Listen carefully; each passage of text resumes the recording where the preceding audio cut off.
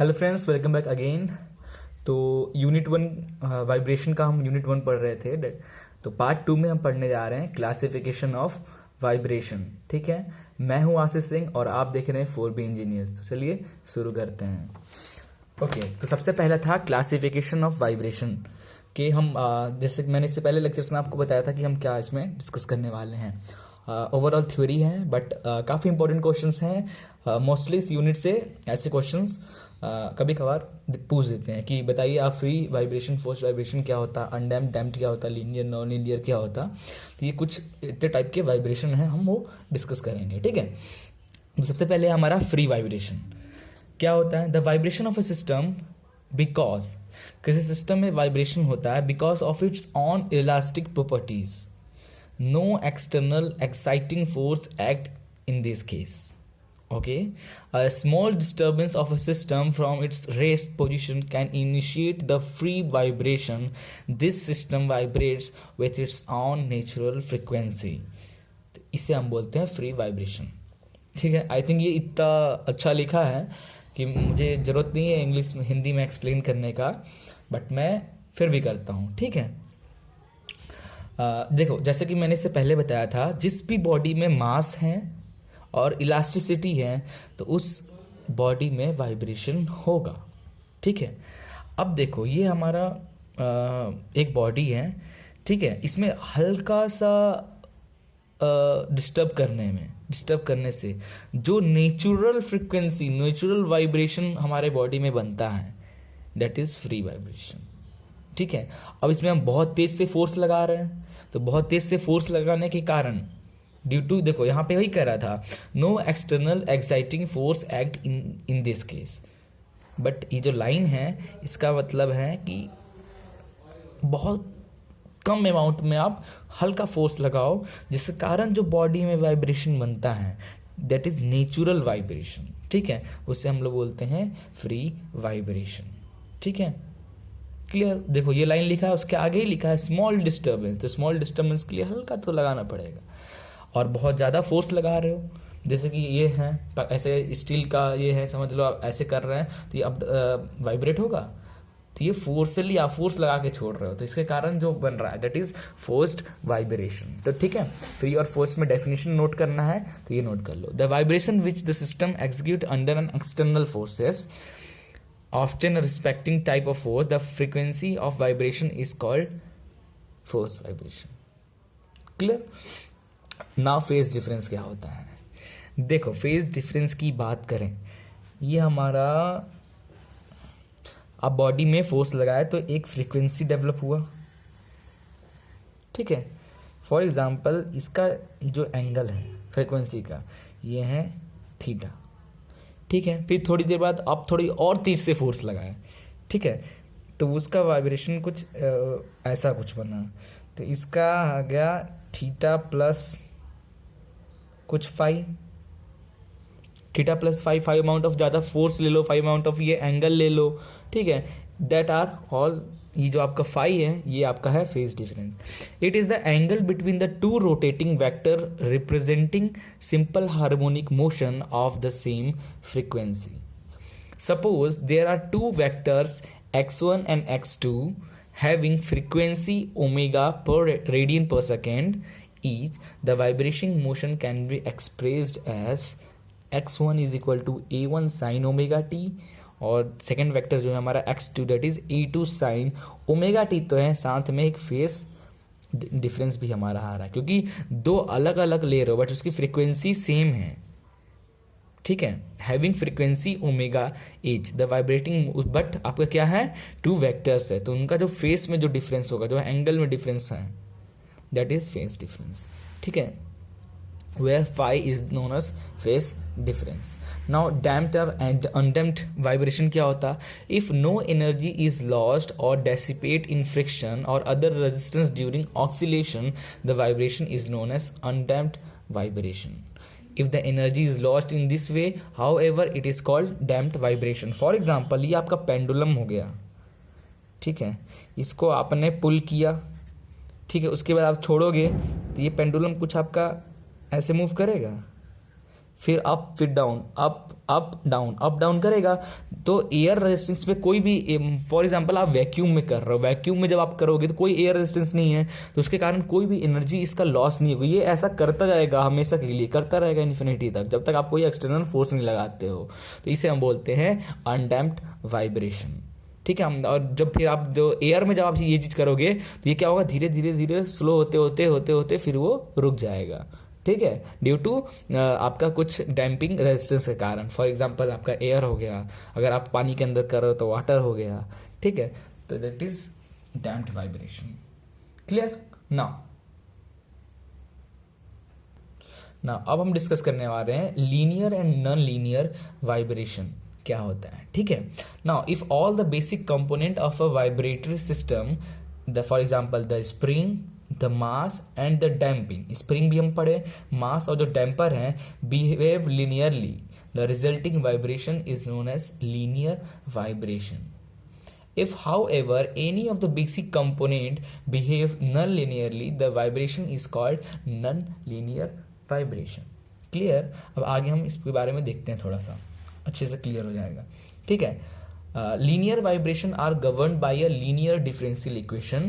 They follows the law of superposition. जो linear vibration है वो किसकी तरह काम करता है, हमारा लीनियर डिफरेंशियल इक्वेशन, जो मतलब ऐसे लीनियर नॉन लीनियर का आप ऐसा समझें. फॉर एग्जांपल कोई इक्वेशन है y is equal to M X, ये हो गया linear equation. y is equal to M X square, M X cube, M X 4, ये आपका नॉन लीनियर इक्वेशन में आता है. क्लियर? तो जो भी लीनियरली डिफरेंस का मतलब कितना भी आप करो उनका रिजल्ट सेम देगा, that are linear. ठीक है. For example, if f1 and f2 are the solution of equation 1 and equation 2 respectively, then f1 plus f2 will be solution of equation 3. ठीक है. For example, mx, c x dot और kx, f1 का function f1 है और function f2 है, ये linear है, ये लीनियर है, तो दोनों का जब समेशन होगा वो भी हमारा लीनियर होगा. Clear? Now, linear vibration become a non-linear for very large amplitude of vibration and it does not follow the law of superposition. मतलब अगर आपका जो linear vibration जो है, अगर उसका amplitude बहुत ज़्यादा आ रहा है, डिफरेंशिएट करने पे एम्पलीट्यूड कुछ बहुत ज़्यादा आ रहा है, तो वो आपका लॉ ऑफ सुपरपोजिशन के अंदर फिर नहीं आता. फिर जब आप उसको ऐड करोगे तो आपका जो ये लीनियर तो ऐड करने पे भी लीनियर है, तो ऐसा नहीं होगा अगर एम्पलीट्यूड आपका बहुत ज़्यादा आ रहा है. ठीक है, ये हो गया आपका लीनियर और नॉन लीनियर. नाउ अब हम पढ़ने जा रहे हैं लॉन्गिट्यूडनल वाइब्रेशन. ठीक है, लॉन्गिट्यूडनल वाइब्रेशन क्या होता है? फॉर एग्जाम्पल, ठीक है, ये देखिए, इफ अ बॉडी हैव मास, ये बीम है, बॉडी मास है, ये बॉडी है जिसका मास है m. जब आप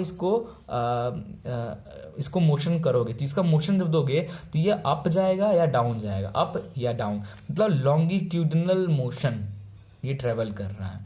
that is called longitudinal vibration. Clear? Now, if a body have mass m carried on one end of the weightless spindle, the other end being fixed, if the mass moves up and down resulting in direct tension and compression of a spindle, it is said to be longitudinal vibration. Clear? ऐसे छोटे मोटे questions हमारे बनेंगे. ठीक है. अब आपका आ गया ट्रांसवर्स वाइब्रेशन. क्या होता है? आपका जो एक्सिस है, एक्सिस थोड़ा सा हट कर due to bending. For example आपको जो इसको वाइब्रेट कर रहे हो, फोर्स लगा रहे हो, इसका जो बीम में थोड़ा सा बेंड हो गया, तो आपके जो लॉन्गिट्यूडनल एक्सिस उससे थोड़ा सा हट गया, लॉन्गिट्यूडनल एक्सिस से थोड़ा सा हट कर वो मूव कर रहा है. That is transverse vibration. When the particle of a body or a shaft moves approximately perpendicular to the axis of shaft, the vibration so caused as known as transverse due to bending of the supporting members. ये supporting member है इस मास का, इसमें कुछ bending होने के कारण आपका सीधे ना आकर थोड़ा सा इधर काम करेगा. That is transverse vibration. अब हो गया टॉर्सनल वाइब्रेशन. टॉर्सनल वाइब्रेशन क्या है? Now if the spindle, torsional vibration क्या होता कि if the spindle gets alternate twisted and untwisted on account of vibratory motion of the suspending disc, it is called to be undergoing torsional vibration. For example, अगर आप ये fixed है, इसमें से आप एक रबड़ जो होता है, रबर बैंड जो होता है उससे कनेक्ट करो एक मास को और उसको एक तरफ रोटेट करा के छोड़ दो, तो वापस दूसरी तरफ रोटेट होगा, फिर थोड़ी देर बाद फिर वापस दूसरी, फिर ऐसे करते करते करते करते वो आपका स्लो होगा। तो इसके कारण उसमें क्या हो रहा है, टॉर्शनल वाइब्रेशन बन रहा है क्योंकि वो घूम रहा है। ठीक है, फिर अपोजिट डायरेक्शन में घूमते जा रहा है, फिर थोड़ी देर में रुक के फिर उल्टा, फिर ऐसे करते करते वो स्लो हो जाएगा। That type of vibration is known as torsional vibration. अब होता है ट्रांसिएंट वाइब्रेशन। तो ट्रांसिएंट वाइब्रेशन क्या है, जो नॉर्मली आपको देखते हो जो वाइब्रेशन होता है तो आप बोल दोगे ये आपका टॉर्सनल वाइब्रेशन है, ये आपका ट्रांसवर्स है, ये लॉन्गिट्यूडनल है, बट जो नॉर्मली वाइब्रेशन हमारा रियल कंडीशन में होता है वो मिक्स होता है, 2 का 3 का 4 का ऐसा। In an ideal system, the free vibration continue indefinitely as there is no damping. The amplitude of vibration decays continuously because of damping in the real system and vanishes ultimately. Such a vibration is known as transient vibration. अब ideal case में पढ़ते हो, ideal case में क्या पढ़ते हो कि अगर आप किसी को फोर्स लगाए तो वो वाइब्रेट होता रहे क्योंकि आप वैक्यूम में कर रहे हो, बट रियल केस में क्या होता है, due to air resistance, due to water resistance, ये सब रेजिस्टेंस के कारण, आपका डैम्पिंग के कारण क्या होता है, आपका जो वाइब्रेशन है वो धीरे धीरे धीरे कम होके जीरो हो जाता है, डिमिनिश हो जाता है। That is called transient vibration. ठीक है,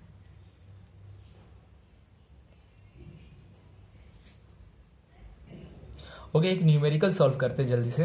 अच्छा न्यूमेरिकल है, आपको काफ़ी कॉन्सेप्ट क्लियर हो जाएंगे। उसके बाद हम लास्ट में, क्योंकि अभी मुझे थ्योरी कंप्लीट कराना है, उसके बाद हम अच्छे से न्यूमेरिकल प्रैक्टिस करेंगे इस यूनिट का। ठीक है, तो एक न्यूमेरिकल है, the motion of a particle is represented by the equation this, x is equal to 10 sine omega T. ये कोई किसी पार्टिकल का मोशन है, उसका इक्वेशन जो है ये है। ठीक है, so the relative position and magnitude of a displacement, velocity and acceleration vector at time t is equal to 0 for the following 2 cases where frequency is equal to 2.0 radian per second और the frequency means omega is equal to 0.5 radian per second. In that case क्या है, तो displacement at any time, किसी भी time पर displacement का जो आपका इक्वेशन दिया हुआ है वह है x is equal to 10 sine omega T. Okay, now ये तो आपका डिस्प्लेसमेंट दिया हुआ है।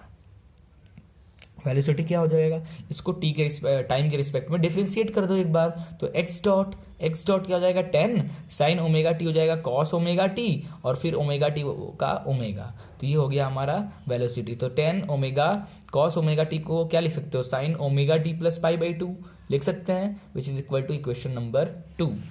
नाउ फॉर एक्सीलरेशन, तो जो आपको वेलोसिटी है इसको एक बार और डिफरेंशिएट कर दो विद रिस्पेक्ट टू टाइम, तो आपका आ जाएगा ये 10 ओमेगा, ठीक है, कॉस ओमेगा टी चेंज हो गया आपका साइन ओमेगा टी में। ठीक है, कॉस ओमेगा टी चेंज हो गया साइन ओमेगा टी में, ठीक है, माइनस साइन ओमेगा टी में, या फिर ऐसे देख ले, इसको डिफरेंशिएट करते हैं। ठीक है, इसको ना करके इसको डिफरेंशिएट करते हैं। 10 omega sine omega T plus pi by 2 को डिफरेंशिएट एक बार और करेंगे तो 10 ओमेगा को ओमेगा रहने दो, साइन को कॉस हो जाएगा, omega T plus pi by 2, फिर इसको डिफरेंशिएट करोगे तो ओमेगा टी, ये सब कांस्टेंट है, ओमेगा टी एक साथ है तो डिफरेंशिएट ओमेगा एक बाहर हो जाएगा तो ओमेगा स्क्वायर हो जाएगा।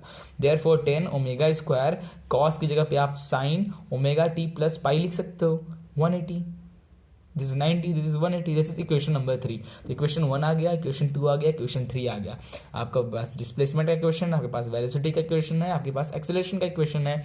तो आप omega, first case omega is equal to 2.0 radian per second put करें, तो x is equal to 10 sine omega T था इक्वेशन 1, तो ओमेगा की जगह 2 पुट कर दे तो आपका इक्वेशन बन गया, डिस्प्लेसमेंट का इक्वेशन आ गया 10 साइन 2t। ठीक है, नाउ वेलोसिटी का इक्वेशन क्या है आपका, दैट इज 10 इंटू ओमेगा की जगह पे 2 पुट करो, साइन ओमेगा की जगह 2 पुट करो, t पाई बाई 2, इसको और सर्व करोगे तो 20 sign 2t plus pi by 2, ये आ गया आपका इसके लिए वेलोसिटी के लिए। सेम टू सेम एक्सेलरेशन वाले में पुट करो ओमेगा की वैल्यू, तो यहाँ 2 पुट करोगे तो ये 4 हो जाएगा, तो 40 साइन 2t पाई। ठीक है, अगर आपका इसका बोल दिया कि ग्राफ बनाओ तो ग्राफ कैसे बनाओगे, ये सेंटर से इधर की ओर ड्रॉ करोगे और इसे लिखोगे डिस्प्लेसमेंट, तो डिस्प्लेसमेंट कितना हो रहा है 10, तो 10 यूनिट का। फिर वेलोसिटी परपेंडिकुलर लाइन करो, कितने पाई बाई 2 पे, पाई बाई 2 पे हो रहा है इसलिए इसका परपेंडिकुलर ही बनेगा, पाई बाई 2 पे क्या बन रहा है आपका वेलोसिटी 20 यूनिट का। अब इसको फिर से डिफरेंशिएट करके एक्सीलरेशन निकाल लो और वो भी पाई है, तो यहां से पाई और यहां से पाई बाई 2, पे एक लाइन क्लिक करो, एक्सेलरेशन दैट इज 40 यूनिट का, कितना 40 यूनिट का। तो ऐसे आप सेकंड केस का भी करना, where omega 0.5 radian per second दिया है। क्लियर? ओके, तो ये इतना ही था। नेक्स्ट यूनिट में हम लेक्चर्स में हम कुछ इंपॉर्टेंट केसेस और पढ़ेंगे कि हमारा periodic motion, harmonic motion, addition, जब दो हार्मोनिक मोशन को ऐड करोगे तो क्या रिजल्ट बन के आता है, क्या वो भी हार्मोनिक होता है या नहीं होता है। ठीक है, तो फ्रीक्वेंसी सेम है, एम्पलीट्यूड सेम है, तो क्या जो ऐड करोगे तो उसका भी सेम होगा या अलग होगा, ये सब हम डिस्कस करेंगे। ओके, तो thank you for watching this video, please like and share it and don't forget to subscribe it.